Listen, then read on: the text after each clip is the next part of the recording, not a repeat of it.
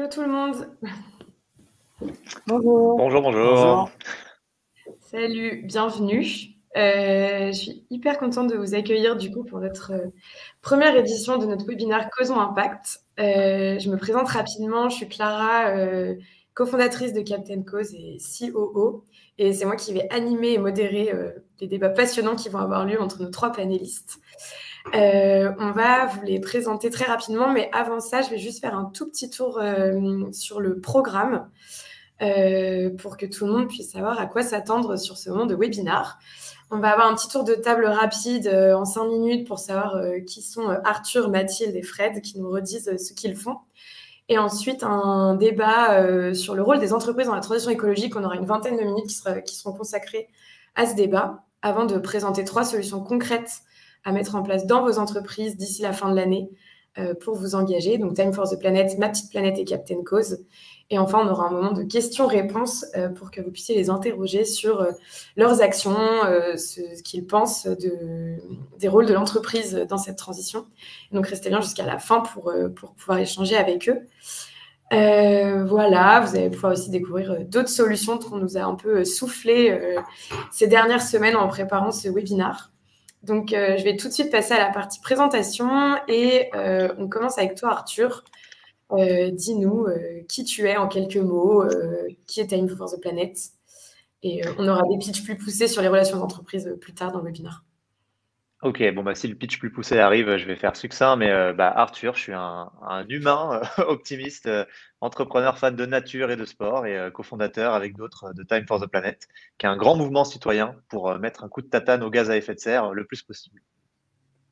Trop bien. Mathilde, est-ce que tu peux nous dire qui tu es en quelques mots aussi? Yes. Du coup, moi, je suis cofondatrice de l'association Ma Petite Planète qu'on a créée il y a bientôt 3 ans. Et donc, c'est une association qui a pour mission de sensibiliser, mais surtout faire passer à l'action un maximum de personnes pour la protection de la planète, du vivant. Et ça passe notamment du coup par des team building à impact. Trop bien. Et Fred, à ton tour.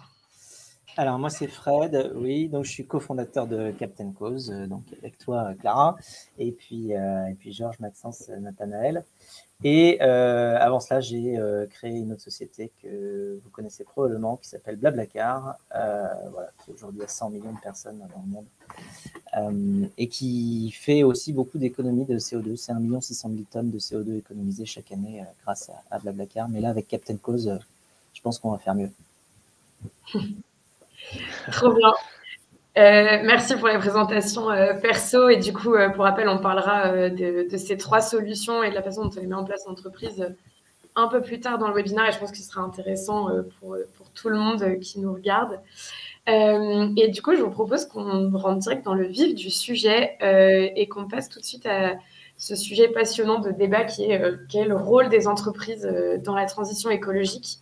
Avant de vous laisser la parole, Arthur, Mathilde et Fred, je voulais qu'on revienne un peu sur 2 chiffres qu'on a, disons, étudiés avec toute l'équipe de Captain Cause avant de lancer ce webinaire qui concerne les consommateurs et les salariés. À l'échelle des consommateurs, on se rend compte que dans le monde, il y en a plus de la moitié, donc 55%, qui pensent que les entreprises ont un rôle plus important que les gouvernements dans la création d'un futur meilleur et donc dans la transition écologique. Et du côté des salariés, on a quand même un tiers des Français qui continuent de percevoir l'entreprise comme un levier majeur et prioritaire dans la transition écologique. Certes, derrière le gouvernement, mais quand même devant l'action citoyenne. Donc, on voit qu'il y a des attentes qui sont hyper fortes et qui viennent du coup de l'ensemble de la population et des citoyens. Déjà, pour tous ceux qui nous regardent, n'hésitez pas à rebondir sur ces points dans le chat. Est-ce que vous êtes d'accord, pas d'accord, si vous voyez des objections ou alors des choses qui vont dans ce sens-là. Du coup, ces 2 chiffres-là, ça me donne envie de me tourner vers toi, Arthur. J'imagine que c'est un peu ce genre de réflexion qui vous a poussé à monter des solutions alternatives et des nouveaux types d'entreprises avec Time for the Planet. Est-ce que tu peux nous en dire plus? C'est quoi ton positionnement vis-à-vis de ça et qu'est-ce qui vous a poussé? Ouais, carrément. Bah, en fait, nous, on a une conviction profonde, c'est que les entreprises, c'est en effet un outil formidable pour transformer le monde, pour transformer nos modes de vie à grande échelle. C'est un peu la définition des entreprises d'ailleurs, hein, donc ça serait dommage de s'en priver quand on est face au plus grand challenge de l'histoire de l'humanité.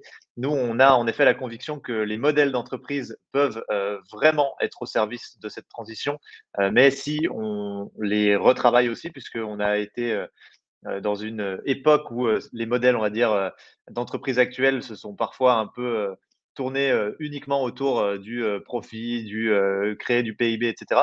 En fait, il faut aussi qu'on revienne à ce à quoi sert une entreprise à la base, puisqu'en fait, une entreprise de base, c'est des gens qui se mettent en commun pour répondre à un problème et parce qu'ils ont envie ensemble de répondre à ce problème. Et tout le monde apporte ce qu'il a apporté. Les employés apportent du temps, de la compétence, les actionnaires de l'argent, etc. Chacun apporte ce qu'il peut pour répondre à ce besoin.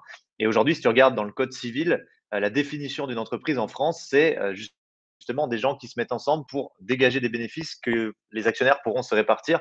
Je trouve que c'est un peu fou d'en être arrivé là. Je me demande même comment on en est arrivé là, puisque c'est pas du tout ça une entreprise à la base.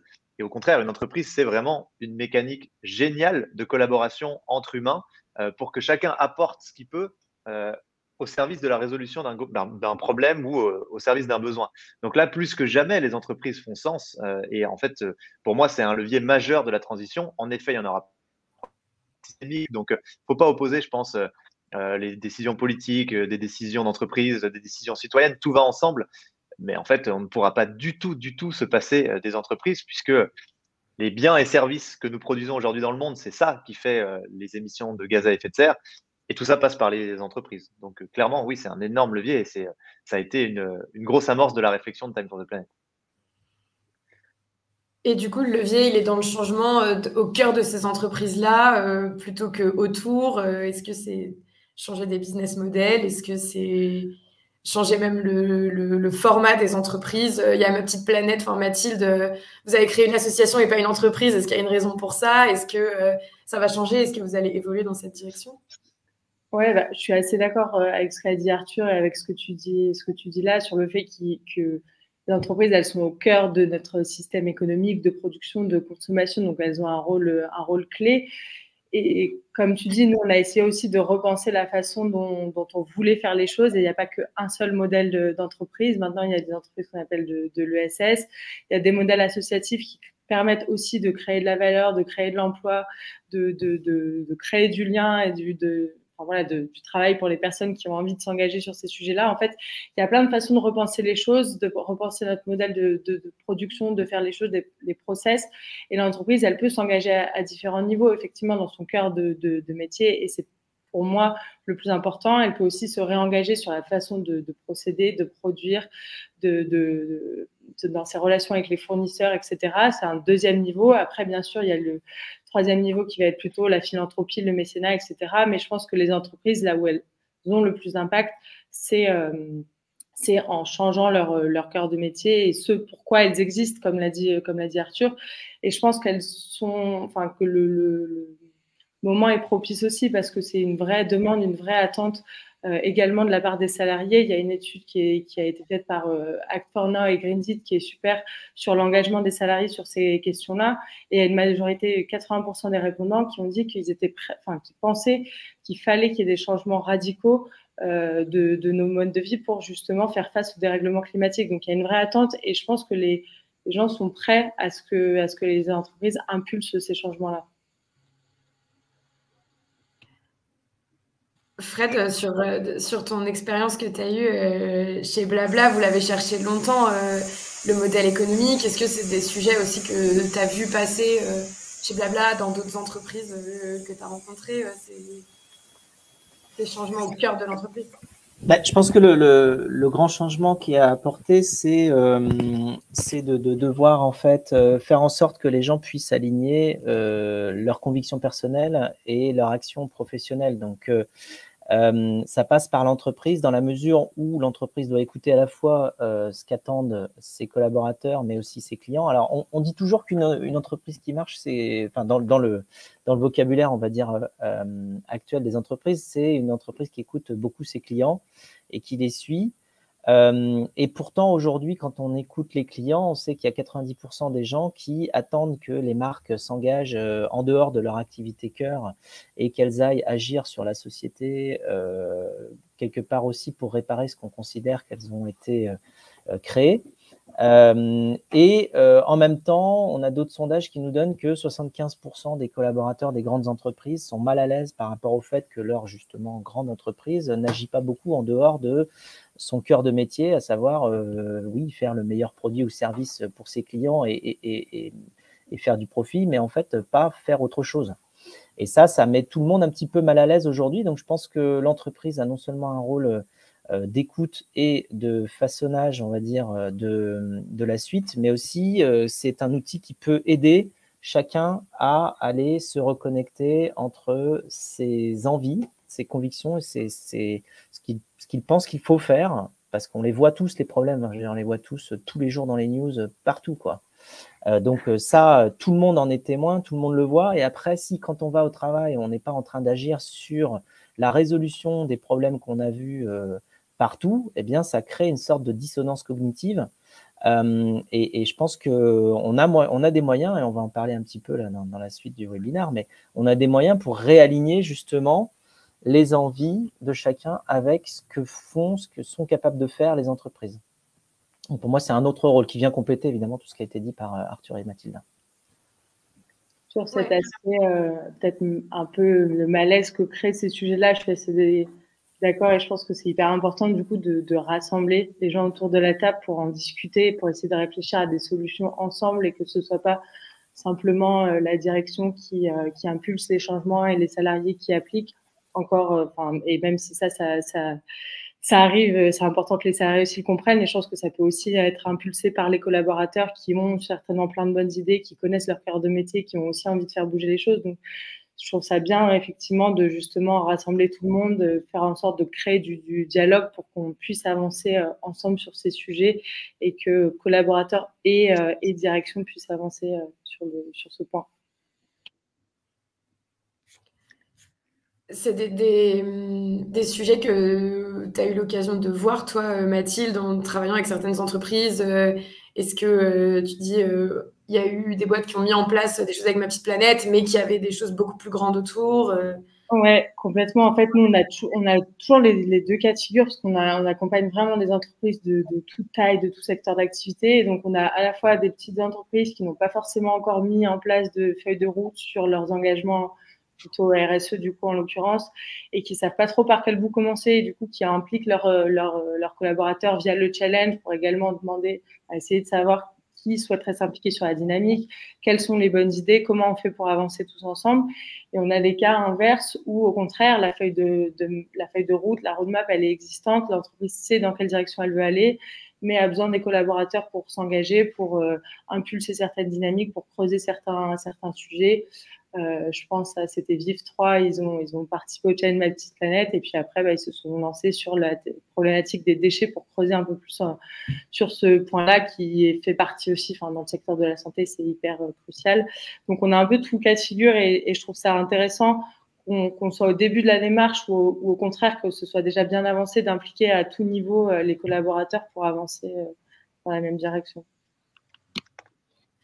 Et je serais intéressée de savoir, à votre avis, est-ce qu'il est plus simple pour une entreprise de commencer par s'attaquer à son cœur de métier en disant, bah voilà, les collaborateurs le connaissent déjà, donc on va pouvoir avoir plein de levées d'action dessus, ou est-ce que c'est plus simple d'amener des sujets plutôt de sensibilisation et qui sont à côté et autour des cœurs de métier de l'entreprise et évoluer, est-ce qu'on vient de l'extérieur vers l'intérieur ou est-ce que c'est plus simple d'aller de l'intérieur vers l'extérieur? C'est une question complexe. En fait, je pense que si j'attaque le truc, c'est difficile. Il y a des entreprises qui, by design, sont nées dans une époque tellement différente de l'époque actuelle, avec des fondamentaux qui n'ont tellement rien à voir avec les enjeux actuels. C'est très difficile pour elles, je pense, de faire un changement structurel. Et pourtant, c'est aussi ce qu'il va falloir réussir à opérer. Donc pour moi, ça passe par la multiplication des indicateurs. Pour moi, est-ce que tu peux faire de plus structurel en tant qu'entreprise pour pouvoir te changer, modifier ta trajectoire? Ça ne veut pas dire qu'il faut changer complètement ces indicateurs. Évidemment qu'une entreprise, ça se pilote avec la rentabilité et les profits, parce que sinon, on ne change pas le monde, hein. Si on est en faillite, c'est compliqué de changer le monde. En revanche, c'est ce que disent très bien certains économistes, on est un peu dans une situation où on pilote l'avion avec un seul bouton aujourd'hui, qui est le PIB de manière macroéconomique. Et en fait, personne pilote un avion avec un seul bouton, et moi, je ne monte pas dans un avion qui est piloté avec un seul bouton. Donc, il va falloir multiplier les indicateurs et notamment avoir des indicateurs extra-financiers auxquels on accorde beaucoup de valeur et auxquels l'ensemble des parties prenantes de l'entreprise se mettront à accorder beaucoup de valeur. On voit que ça arrive sur le carbone, le CO2, il en faudra d'autres sur les ressources de manière générale. Et en fait, je pense que ce genre de changements sont les plus importants, les plus structurels pour une boîte qui a pris ses racines dans une époque complètement différente.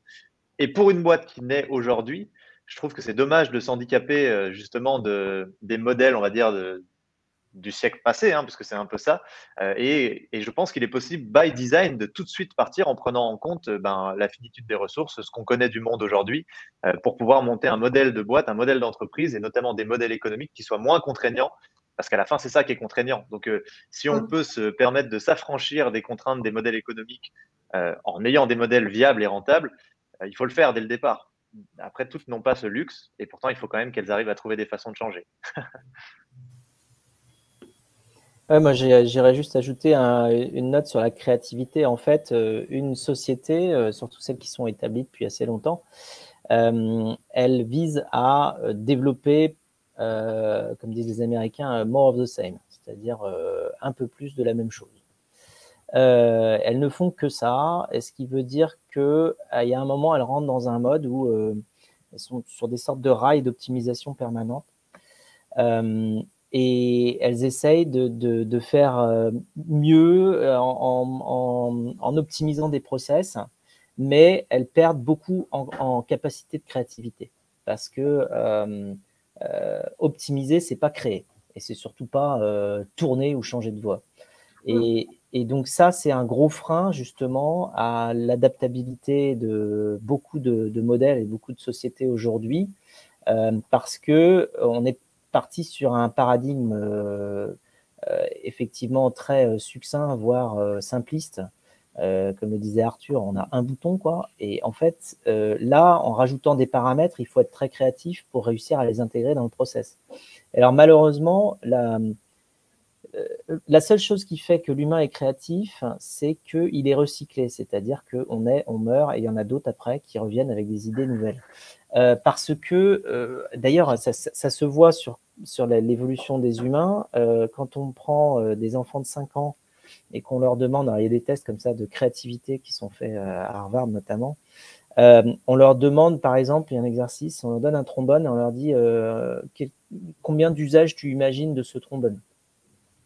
Les enfants de 5 ans en imaginent entre 150 et 200, et les adultes de 25 ans en imaginent à peine une quinzaine. Ce qui fait que, bon, après, il y a d'autres tests pour déterminer la créativité, mais on se rend compte que les enfants de 5 ans peuvent être catégorisés comme ultra créatifs à 98%, et les adultes de plus de 25 ans sont catégorisés comme ultra créatifs à un peu moins de 2%. Parce qu'en fait, au fur et à mesure de notre croissance, de notre apprentissage, on apprend des raccourcis. C'est-à-dire qu'on apprend que quand il y a tel contexte, on a telle réponse. Et donc, on passe notre temps à apprendre par cœur des réponses toutes faites à des problématiques qui nous sont présentées pour alléger notre réflexion. Parce que quelque part, être créatif ou réfléchir, c'est fatigant. Et comme on est un petit peu feignant par nature, eh ben, du coup, on prend les raccourcis.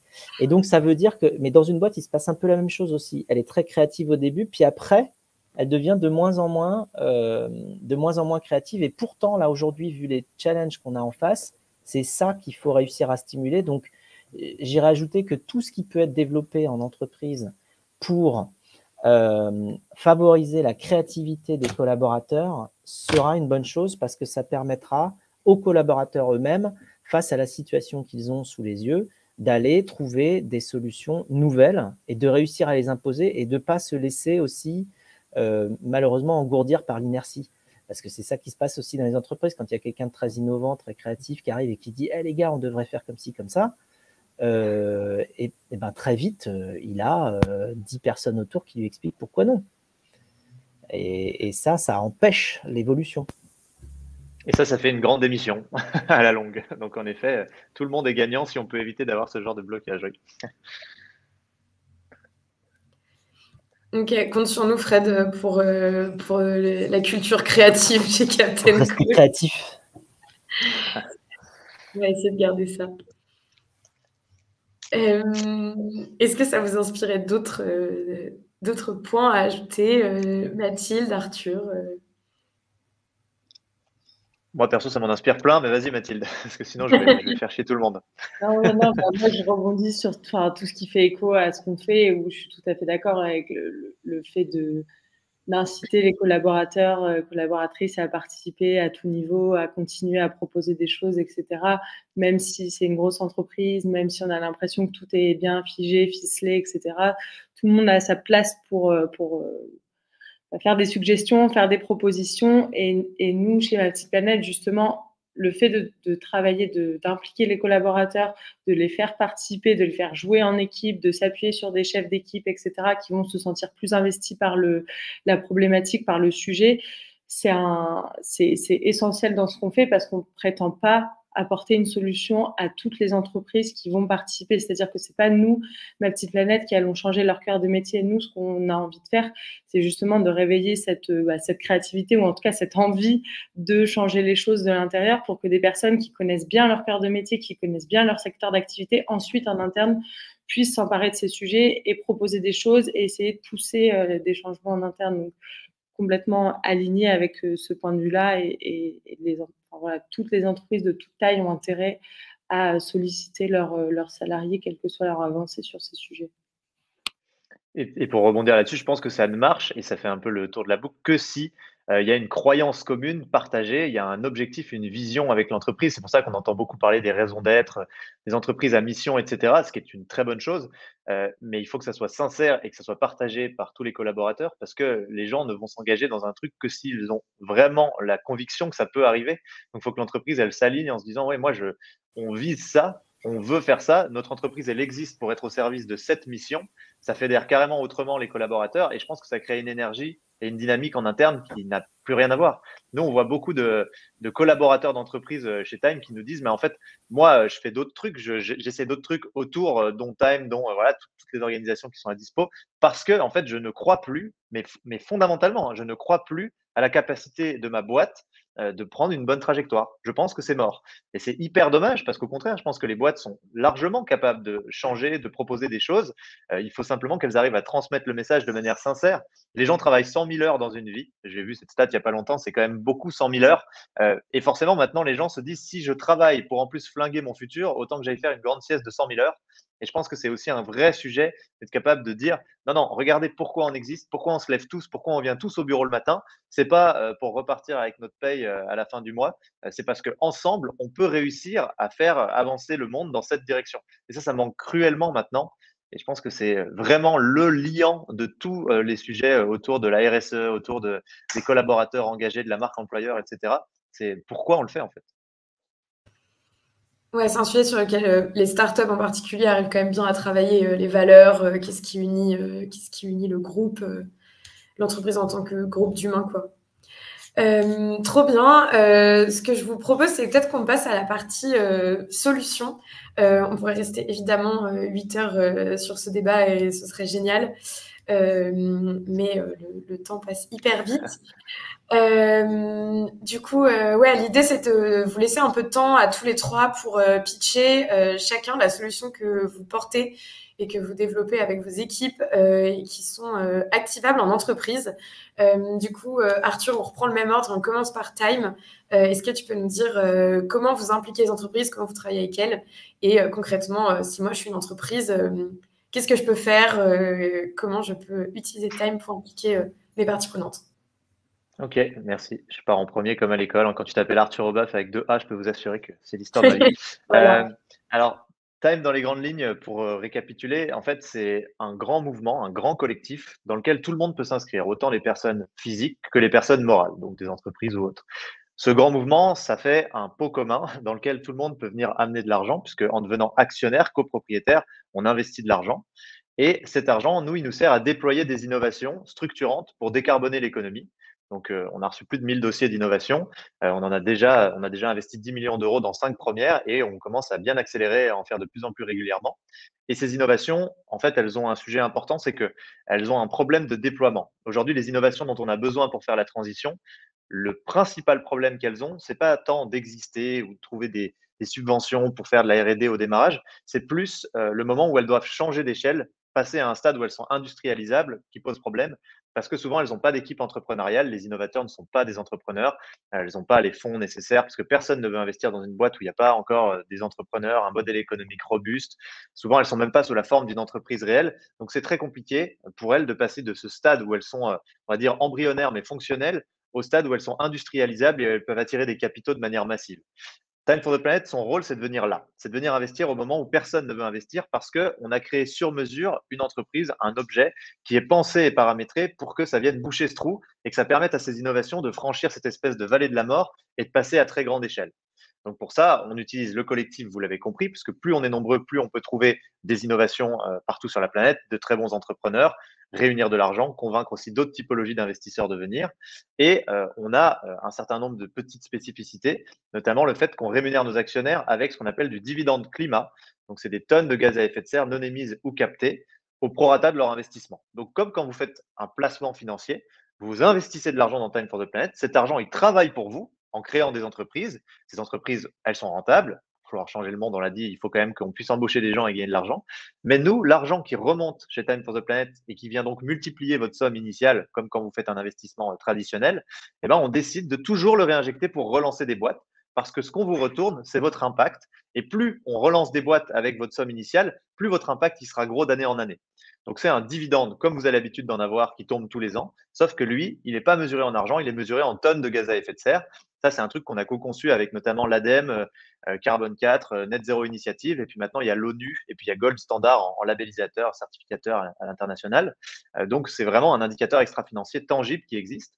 Et donc, quand on a une entreprise ou une organisation, pour pouvoir participer à Time for the Planet, bah, c'est tout simple, on peut déjà investir de l'argent dans l'aventure et cet argent nous permet de dire, regardez, de manière tangible et certifiée, je contribue à la transition et non pas juste à dire je compense mes émissions et je continue tout pareil, mais là, avec mon argent, je peux participer à la transformation du monde via des innovations qui sont structurantes pour le décarboner. Et pour nous, c'est vraiment important parce qu'aujourd'hui, les entreprises n'ont pas beaucoup de leviers activables tout de suite, immédiatement, alors que typiquement, l'argent, c'est un levier qui est formidable pour ça, dans le sens où toutes seules, elles ne peuvent pas se décarboner, elles ne peuvent pas tout faire, elles peuvent commencer, elles peuvent initier un certain nombre de choses. Mais il y a un moment, si par exemple, vous êtes une entreprise qui a besoin d'utiliser du froid pour votre production industrielle, eh ben, vous n'allez pas réinventer la manière dont on produit du froid. Et pourtant, le froid, aujourd'hui, ça représente l'équivalent de l'aviation dans le monde en termes de pollution, parce que ça utilise des gaz qui sont des gaz HFC, qui sont des milliers de fois plus nocifs pour le climat que le CO2. Bah, vous, en tant qu'entreprise, ce n'est pas vous qui allez réinventer un procédé pour faire du froid autrement et décarboner votre entreprise structurellement. Donc, ce que vous pouvez faire, par contre, c'est participer au grand pot commun pour atteindre la neutralité carbone à l'échelle mondiale en fléchant une partie de votre argent, qui est un actif que vous avez à disposition de manière immédiate, pour dire je contribue à la transformation de notre économie vers une économie décarbonée. Et ça, je le fais parce que j'aide des innovations à impact à se déployer à grande échelle et je peux le faire de manière hyper activable juste en investissant de l'argent. Et donc, nous, ce qu'on propose pour que les entreprises puissent le faire de manière sympathique aussi, c'est d'offrir des actions Time for the Planet à leurs collaborateurs. Mais je crois qu'on va en parler après. C'est un petit truc qui est super activable, qui est facile à faire. Et puis, ça prend quelques minutes pour faire un petit cadeau à tout le monde qui est sympa et qui dit, regardez, certes, on n'est peut-être pas encore irréprochable. De toute façon, aucune entreprise ne peut l'être. Mais en tout cas, on fait l'effort de dire, allons vers cette transformation et participons à transformer en profondeur. Trop bien. Du coup, la solution simple, c'est on peut acheter des actions Time for the Planet, on peut les offrir à ses salariés et valoriser l'impact carbone évité grâce aux innovations qui sont déployées. Exactement. Merci pour le résumé. Trop bien, hyper clair. Mathilde, est-ce que tu veux nous dire comment Ma Petite Planète travaille de son côté avec des entreprises pour les embarquer dans cette transition ? Avec plaisir. Nous, en fait, au départ, on est parti du constat que parler d'écologie autour de la table, essayer de sensibiliser, c'était très bien, mais il fallait passer à l'action. C'était vraiment ça notre volonté. Et puis, on a aussi constaté que c'était pas des sujets forcément toujours évidents, on sait pas toujours par où commencer. Ça peut parfois être un peu anxiogène, la façon dont c'est traité dans les médias, c'est pas toujours très positif. Et donc, du coup, c'est un peu toutes ces raisons-là qui nous ont poussé à vouloir créer un challenge, quelque chose de ludique, de fun, pour un peu changer notre vision des choses et essayer d'en faire aussi une démarche collective. Faire en sorte que ça devienne un sujet grand public, qu'on en parle, qu'on se réunisse pour en parler, pour agir. Et donc, on a créé donc un challenge de 3 semaines autour de défis écologiques qu'on peut réaliser dans le cadre de son entreprise, donc avec ses collègues pour les mobiliser, les sensibiliser, les faire passer à l'action, essayer de faire en sorte qu'ils s'emparent de ces sujets en interne dans l'entreprise. Et donc, très concrètement, une entreprise qui a envie de participer, elle nous contacte. Ensuite, en fonction de la taille de l'entreprise, on va créer 5, 10, 15, 20, une centaine d'équipes. Il n'y a pas de limite. On peut créer autant d'équipes que de besoins. Et donc, les collaborateurs, ils vont faire partie d'une équipe, mais à titre individuel, eux, leur objectif, c'est de valider un maximum de défis qui vont avoir un impact positif pour la planète, pour le vivant. Et pour chaque défi validé, ça va rapporter des points en fonction de l'impact que ça a et en fonction de la difficulté du défi.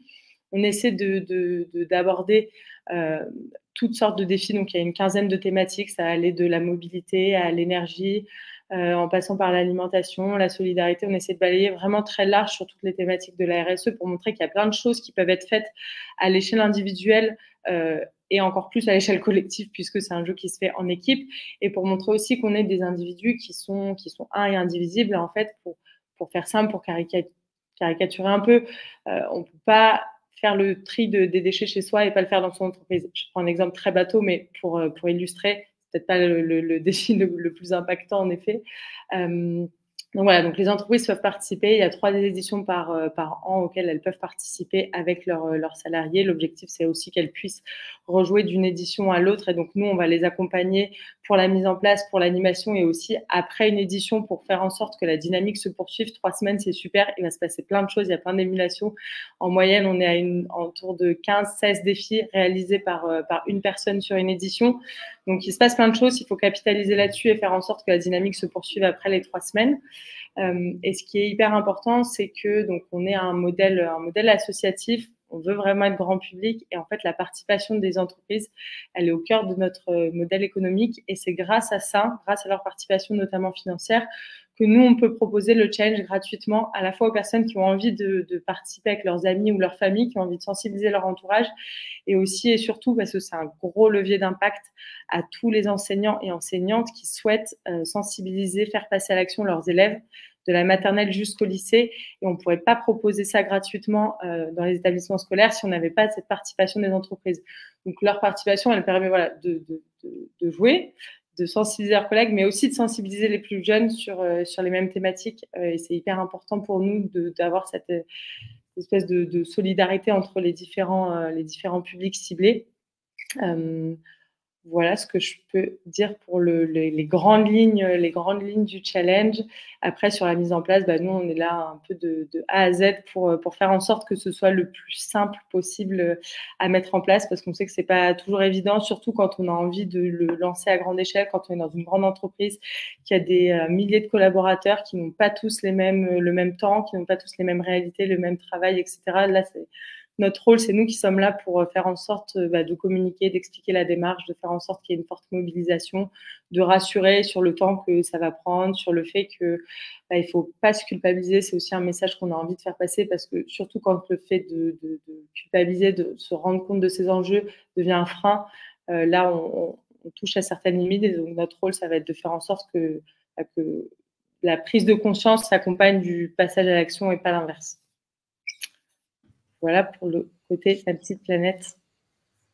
Trop bien, merci. Hyper clair. Donc, on t'appelle, on met en place une ligue et on se sert de la gamification pour mettre tout le monde en route et les pousser à gagner des points, quoi. Exactement. Et toutes les entreprises, pour info, voilà, toutes les entreprises participent en même temps. Donc, ça fait vraiment partie d'un mouvement collectif. Là, sur la dernière édition adulte, il y avait plus de 80 structures qui ont participé. On a eu 18 000 participants sur les versions adultes. Et pour vous donner une petite idée de ce que ça permet de faire sur le scolaire, là, on vient de lancer l'édition lundi scolaire. On attend 50 000 élèves sur cette édition. Donc, c'est assez chouette aussi l'impact qu'on arrive à avoir via la participation des entreprises. Trop bien. Et c'est aussi le projet qui est référencé sur Captain Cause pour Ma Petite Planète, les éditions scolaires. Donc, on a hâte de voir les récaps. Fred, du coup, à ton tour, je te laisse présenter Captain Cause, où on en est et comment on commence à travailler avec les entreprises. Oui, alors Captain Cause, c'est une méthode également, j'ai envie de dire plug and play, hein, puisqu'on est quand même dans des solutions activables pour les entreprises, là, que ce soit Time for the Planet, Ma Petite Planète ou Captain Cause, c'est des choses qu'on peut appliquer directement. Et c'est un pont justement entre les entreprises et les projets à impact qui permet aux entreprises de participer. D'améliorer la communication et la collaboration justement des entreprises avec les projets impact en impliquant toutes les parties prenantes. Alors les parties prenantes, ça englobe à la fois les collaborateurs, les clients, les partenaires, dans le choix et le soutien de certaines directions de projets impact dans le domaine de l'environnement, du social ou de la santé. Donc plus concrètement, Captain Cause permet en fait permet aux entreprises d'offrir des dons associatifs qui sont préfinancés. Donc, l'entreprise alloue du budget et derrière, elle demande à ses clients, partenaires, collaborateurs de choisir comment l'argent va être distribué.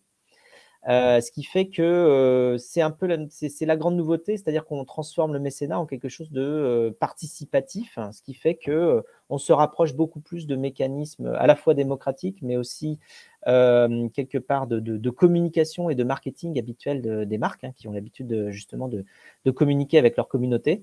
Bien là, on leur permet de communiquer efficacement avec leur communauté, même plus que communiquer, puisqu'on leur permet de leur offrir un moyen d'action à tout le monde pour pouvoir engager tout le monde et sensibiliser tout le monde. Je pense que on se rend tous compte, hein, que ce soit Time for the Planet ou Ma Petite Planète ou Captain Cause, qu'on a besoin en fait non seulement d'action, mais aussi de sensibilisation. Donc on joue sur les deux.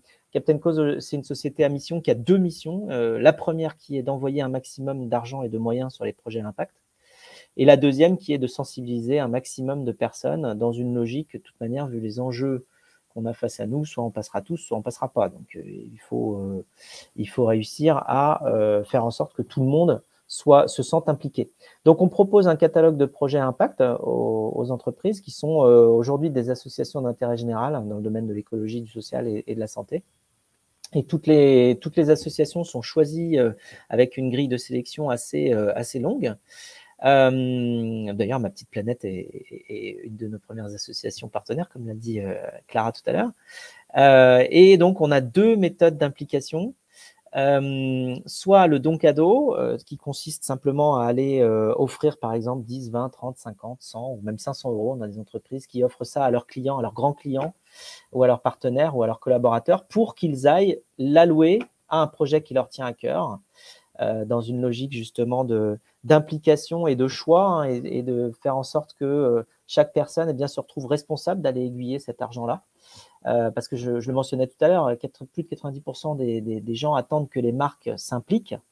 Pourquoi? Parce que les gens se disent que les marques, les entreprises ont de l'argent et donc que cet argent peut et doit servir à faire des grandes actions. Et bien là, du coup, ce qu'on fait, c'est qu'on met à disposition de tout le monde l'argent des entreprises pour justement pouvoir l'allouer là où notre cœur pense qu'il faut le mettre.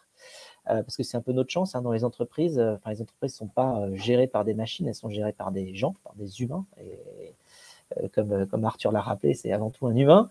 Et au départ, si on utilise ce que l'on ressent, ce que l'on sait, et nos convictions et ce qu'on pense qu'il faut faire comme moteur pour aiguiller les ressources des entreprises vers les bons projets impact, on a des chances d'avancer dans une meilleure direction. Donc, c'est un peu un modèle win-win-win.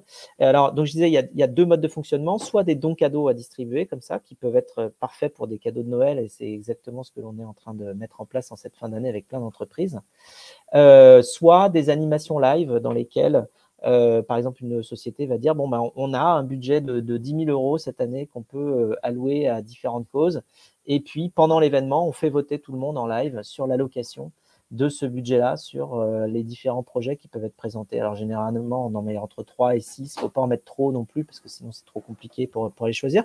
Mais donc, on pré-choisit et puis ensuite, c'est le public, c'est tous les participants qui sont invités à venir aiguiller cet argent-là, ce qui fait que c'est extrêmement impliquant.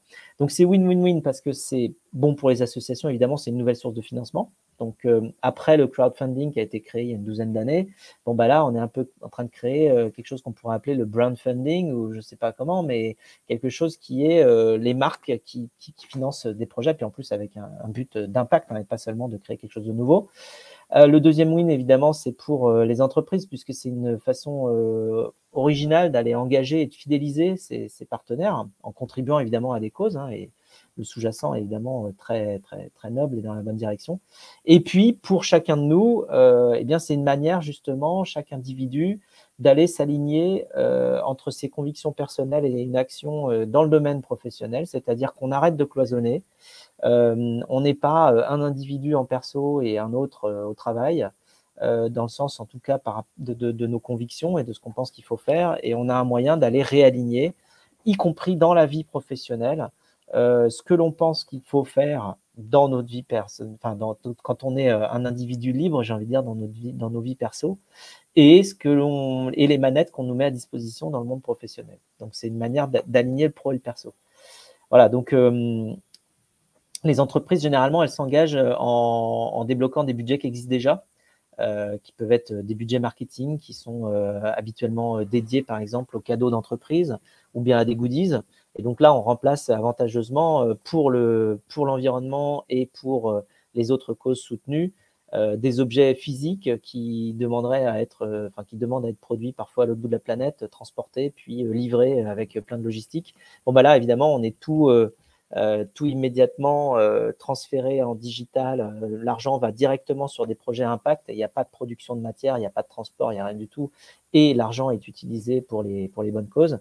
Donc, c'est quelque chose qui est un remplacement facile pour les entreprises. Et on le voit là en fin d'année, on a plein de sociétés qui, justement, trouvent que c'est une manière à la fois qui a du sens et qui est responsable, mais aussi il y a un côté extrêmement pratique, parce que du fait que c'est tout digital, il n'y a aucun paquet à expédier par la poste, il n'y a rien à écrire, il n'y a rien il n'y a pas de logistique à gérer, donc c'est plug and play, c'est beaucoup plus facile.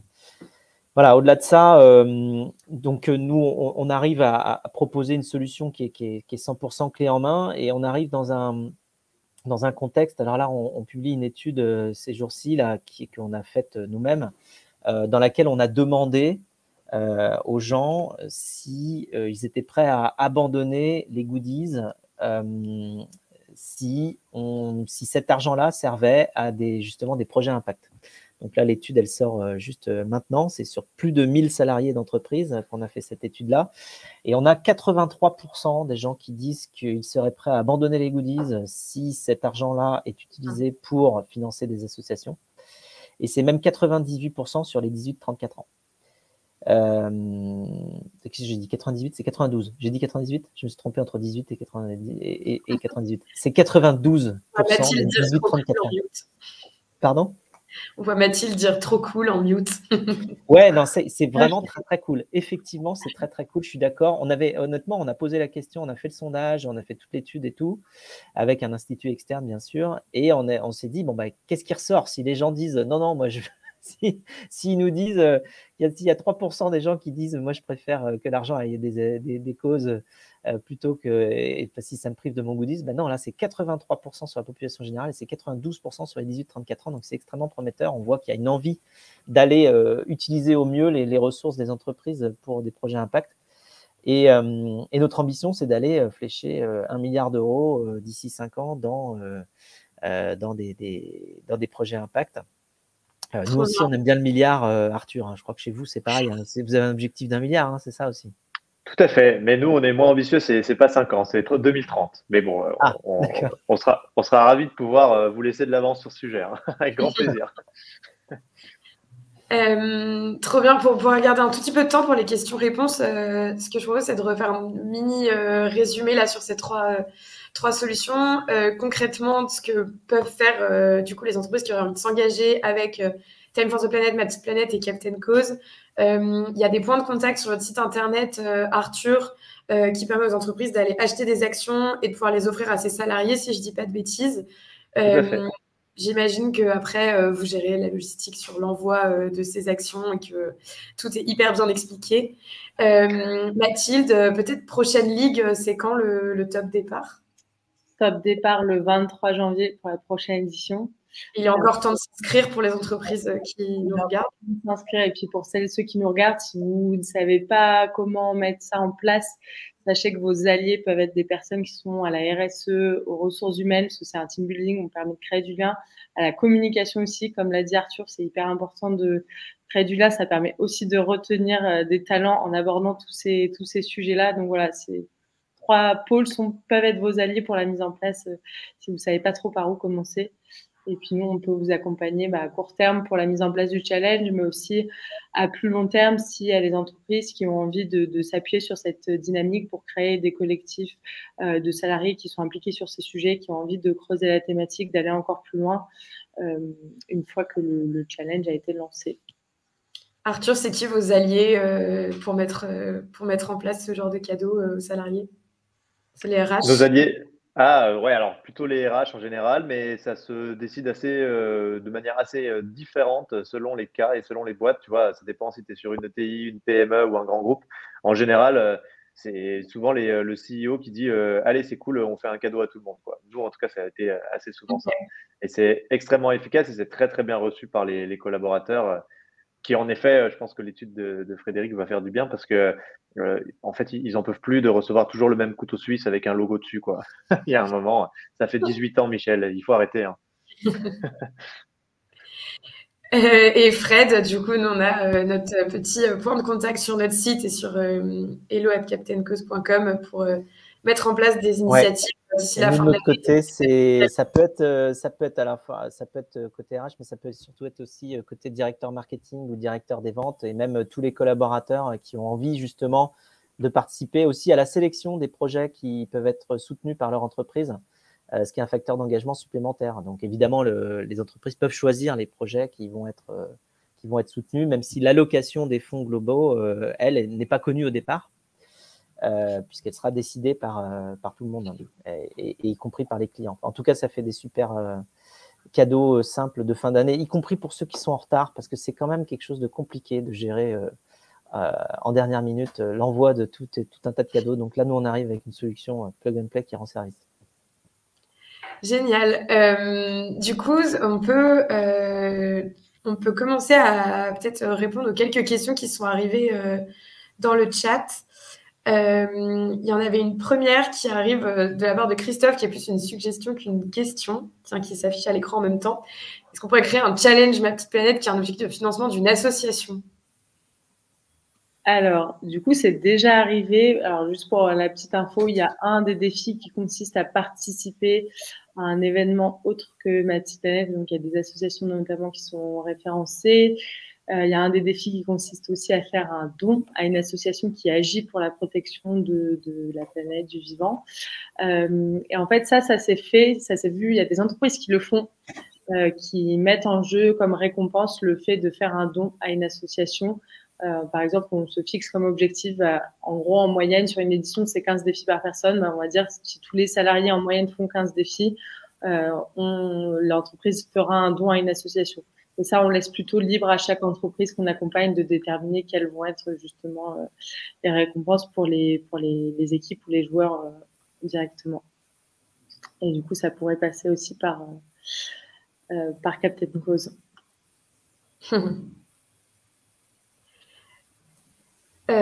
Trop bien. On avait un témoignage de Marine.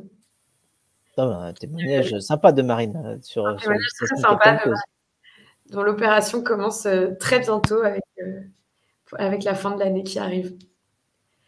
Le concept est génial, l'équipe est super sur l'accompagnement. Bon, voilà, tout est dit. Faut le dire à voix haute, t'as raison. Merci Marine. Je ne sais pas s'il y a d'autres questions qui remontent dans le chat, mais du coup... Ah voilà, ok. Donc, est-ce que Captain Cause a un modèle de gouvernance qui lui permet de contrôler le washing de la marque employeur? Est-ce que c'est un sujet? Par exemple, si je suis une entreprise pétrolière et que je fais appel à Captain Cause, je n'ai pas la fin de la question, mais je crois que je vois où on va. C'est une question qui nous vient aussi beaucoup de la part des associations qui viennent être référencées sur la plateforme et qui s'inquiètent de savoir quelles entreprises vont pouvoir les financer. Aujourd'hui, la proposition de Captain Cause, c'est-à-dire qu'on a un fonctionnement ouvert qui peut s'appliquer à tous et que toutes les entreprises vont pouvoir lancer des opérations de mécénat sur Captain Cause. Et par contre, quelque chose qui nous tient à cœur, c'est que les associations puissent rester maîtresses de qui sont leurs financeurs et puissent rester alignées avec leur comité d'éthique, leur statut aussi, parce que parfois, d'un point de vue statutaire, tous les assos ne peuvent pas recevoir des financements de n'importe quel acteur. Du coup, nous, on s'occupe de faire le lien entre les entreprises qui lancent l'opération mécénat et les associations sélectionnées qui peuvent à tout moment dire qu'elles ne souhaitent pas participer à une opération. On a aussi des chartes sur qu'est-ce qu'une communication responsable suite à une opération de mécénat, etc. Donc voilà, on a ce cadre qui est posé avec nos entreprises partenaires pour pouvoir se prévenir de ces problèmes de washing, qui soient social, environnemental.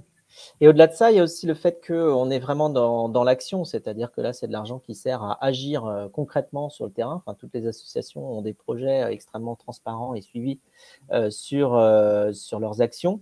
Donc, on n'est pas dans de la communication pure, au contraire, on est vraiment sur de l'action. Donc ça, c'est extrêmement important dans l'équation. En plus, d'autant plus qu'on est une plateforme ouverte de communication dans les deux sens. Et donc, si une marque fait des choses pas terribles et qu'en parallèle, elle essaye de se racheter une image en venant mettre de l'argent sur des projets à impact, elle s'expose encore plus à du retour. Et donc en l'occurrence potentiellement négatif de la part de la communauté, parce que nous on bloque pas, enfin on bloque rien quoi, je veux dire tout remonte. Donc en fait c'est pas une très bonne idée pour une entreprise qui aurait des choses à se reprocher de venir quelque part essayer de se greenwasher par un programme de la sorte, parce que ça ne va faire qu'amplifier son propre problème. Alors après le bon résultat de ce genre de choses là, c'est que quand elle se prend un retour de bâton, elle est quand même obligée d'aller évoluer. Donc, dans tous les cas, ça l'aide à se remettre dans le droit chemin, si jamais ça lui arrive. Donc, ça nous est jamais arrivé. On n'a jamais même vu d'entreprises qui auraient des choses à se reprocher venir essayer de jouer ce jeu-là, parce que c'est pas une très bonne idée, en fait. Donc, on est prévenu de plusieurs manières. Comme tu l'as dit, Clara, c'est ouvert. Les associations choisissent quelles sources de financement elles prennent. Au-delà de ça, on est sur l'action et pas sur la communication. Et en plus, comme c'est une communauté de gens assez engagés, il vaut mieux quand même venir en ayant une marque qui a déjà travaillé sur tout un tas de dimensions avant potentiellement de se dire tiens, ben voilà un raccourci pour essayer de faire du greenwashing, ça marche jamais. Alors, on a une nouvelle question qui remonte. Merci pour le webinaire. 2 questions de mon côté. Est-ce que Time et Ma Petite Planète sont sur Captain Cause? Et est-ce qu'on peut jouer à Ma Petite Planète en famille et entre amis? Je réponds juste sur le catalogue Captain Cause et après, je te laisse la main, Mathilde. Ma Petite Planète est au catalogue Captain Cause, en effet, parce que c'est une association d'intérêt général. Time n'est pas dans le catalogue Captain Cause, pardon. Parce qu'on travaille aujourd'hui avec des structures qui, du coup, ont cette nature juridique d'association d'intérêt général. Donc, qui sait, dans le futur, il y aura peut-être des ponts, mais aujourd'hui, c'est juste des copains, partenaires et solutions parallèles qui se complètent bien. Oui, ça nous amène sur un sujet d'ailleurs, Clara, qu'on a oublié de mentionner, mais du fait justement que l'intégralité des associations qui sont sur Captain Cause sont d'intérêt général, eh bien, il y a un abattement fiscal de 60% sur les versements qui sont faits par les entreprises à ces projets à impact. Donc, en fait, ça, c'est extrêmement important. Les entreprises qui qui viennent utiliser la solution Captain Cause l'utilisent comme un guichet unique, non seulement technique, puisque c'est une plateforme plug and play rapide, mais en plus un guichet unique fiscal, puisqu'elles font un seul versement et elles ont un seul reçu fiscal, même si derrière, il y a plein d'associations qui ont été financées. Donc, en fait, on simplifie énormément l'administratif et le fiscal pour les entreprises. Le but étant, bien sûr, de faire en sorte que les entreprises s'engagent facilement et au maximum en leur simplifiant le plus possible la tâche sur toutes les dimensions.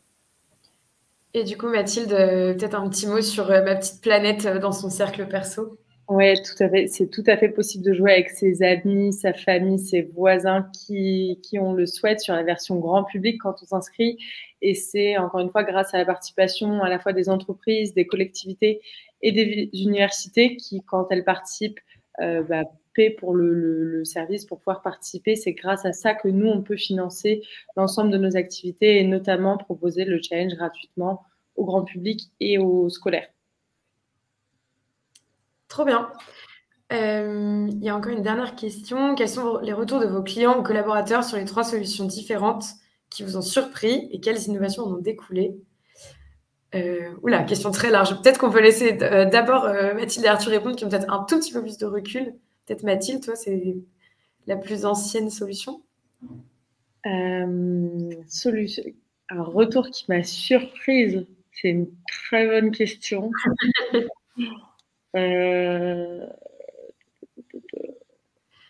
Moi, si tu veux, j'ai un élément de réponse sur une innovation. Moi, c'est pas que ma surprise, mais c'est plus, ce que j'adore, c'est d'entendre les porteurs de projets ou de les voir sur LinkedIn, etc., nous rappeler, nous dire, on a fait Mathilde Panette, maintenant on a mis telle chose en place, on reparticipera l'année prochaine pour faire jouer les collaborateurs. En fait, c'est d'entendre les témoignages de ce qui se passe concrètement pendant et après le challenge, et ça, c'est à chaque édition. Donc, c'est à la fois une surprise à chaque fois et en même temps pas une surprise parce que heureusement qu'on a ces retours-là, sinon notre solution ne serait pas forcément très utile. Mais là, je suis prise de court. Je veux bien réfléchir à la question plus longuement. Arthur, tu as une idée en tête? Ouais, moi, c'est souvent les innovateurs sur lesquels on va investir avec la communauté qui nous font des retours qui sont assez ouf parce qu'ils nous disent le mouvement, les gens de Time for the Planet qui font partie des entreprises m'ont permis de signer l'entreprise comme client. Donc, l'entreprise a investi via ses collaborateurs en faisant des cadeaux pour qu'ils viennent associer de Time et qu'ils aident l'innovation à se déployer. Et au final, ça remonte encore pour aller faire en sorte que la solution soit aussi adoptée dans l'entreprise et que l'entreprise devienne cliente. Ça arrive assez souvent maintenant. Et du coup, c'est un peu un genre de double effet qui se coule, qui est plutôt. On n'attendait pas ça, et en fait, c'est trop bien. Donc, ça, c'est chouette.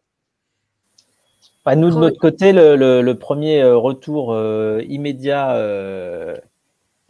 que l'on voit, c'est les messages d'amour qu'on reçoit des gens qui sont sur le terrain et projets à impact. Parce que du coup, ils sont contents d'avoir plus de moyens pour mener à bien leur mission, immédiatement. Et c'est assez rapide parce qu'on vient de se lancer et c'est déjà le cas. Voilà. Trop bien. Je pense qu'on va clôturer. Oui, sur la partie peut-être grand public, juste sur Captain Cause, on y pense et on a des sollicitations. Et d'ailleurs, pardon, je ne sais même pas si la question s'affiche en fait sur LinkedIn. Donc, d'une personne qui demande si on pensait à étendre le modèle de Captain Cause au cercle privé, famille, amis, etc. On a eu plusieurs sollicitations dans ce sens-là. Je ne sais pas si Fred, tu veux ajouter un mot, mais… Oui, on l'a dans le viseur, en fait. C'est-à-dire que ça fait partie de notre roadmap, mais comme toute roadmap, elle n'a pas forcément des dates extrêmement précises.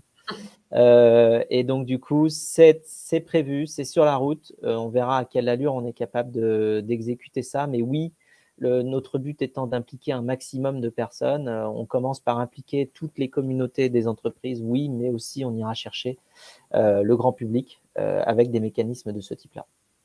La même chose que ce qu'on fait sur Captain Cause, mais pour, par exemple, une cagnotte d'anniversaire ou de mariage ou de je ne sais quoi. On va clôturer, on arrive bientôt à 1 heure de webinaire et il est 13h passé. Si y a des personnes dans les commentaires qui ont envie de mettre d'autres solutions auxquelles elles pensent, on nous en a soufflé plusieurs pendant la préparation du webinaire. Je pense à Label Emmaüs qui nous a envoyé des messages pour dire vous devriez parler de nos cartes cadeaux pour de la seconde main pour les fêtes de fin d'année, à des plateformes de diffusion vidéo TV4 Planet qui diffuse tout plein de contenu sur la transition écologique qui est gratuit. Voilà, donc n'hésitez pas, ça peut être un espace d'expression aussi pour partager des solutions positives dans les commentaires. Il y a les cafés joyeux aussi. Café joyeux, il y en a tellement des centaines qui sont passionnants que ça vaut le coup de les référencer et de les partager, de leur donner un peu de soutien. Et du coup, on a peut-être une toute petite slide récap avec les commentaires, les contacts, pas les commentaires, du coup, ces 3 panélistes de haut vol et solutions hyper intéressantes et pertinentes. Donc, les sites, les LinkedIn et les mails auxquels on peut vous contacter tous les trois, Fred, Arthur, Mathilde, pour mettre en place ces solutions à grande échelle dans les entreprises et aussi dans nos cercles privés pour certaines d'entre elles dès maintenant. Je ne sais pas si vous avez un petit mot de la fin, mais du coup, moi, je dis un grand merci. J'étais hyper contente d'animer ce webinaire et de vous avoir autour de la table virtuelle. Plaisir partagé, c'était très chouette. Merci. Très heureux également. Merci beaucoup. On va tous aller manger quelque chose là. Ouais. Exactement. On était juste avant le déj, c'est pas très facile comme position, mais là maintenant on est tous heureux. Il est temps. Merci à tous les trois et bonne journée, bon après-midi à tous. Merci à toutes et à tous. Bye tout le monde. Au revoir. Salut.